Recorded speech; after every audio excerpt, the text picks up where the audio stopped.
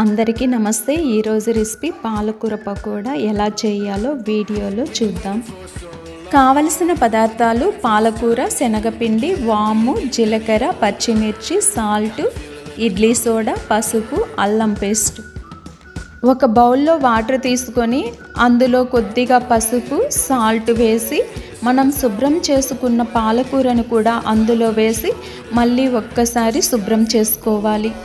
ముందుగా పాలకూరను తీసుకొని కాడలను ఆకుల వరకు కట్ చేసుకోవాలి. ఒక బౌల్ తీసుకొని అందులో పచ్చిమిర్చి, అల్లం పేస్ట్, వాము, జీలకర్ర, సాల్ట్, పసుపు మొత్తం వేసి కలుపుకున్న తర్వాత పాలకూర కూడా వేసి కలుపుకొని ఇప్పుడు శనగపిండి కూడా వేసి మళ్ళీ ఒక్కసారి కలిపిన తర్వాత ఇడ్లీ సోడా కూడా వేసి కొద్దిగా వాటర్ పోసి మొత్తం కలుపుకోవాలి. పాన్లో ఆయిల్ పోసి వేడైన తర్వాత మనం కలుపుకున్న పాలకూరను కూడా అందులో వేసి రెండు వైపులా కాల్చుకోవాలి. ఇవి కాలిన తర్వాత పక్కకు తీసుకోవాలి. ఇవి చల్లారిన తర్వాత క్రిస్పీగా ఉంటాయి. ఇవి ఆయిల్ కూడా ఎక్కువ పీల్చవు. కలరింగ్ కోసం మనం పసుపు వేసాము అంతే. ఎంతో టేస్టీగా క్రిస్పీగా ఉండే పాలకూర పకోడీ రెడీ.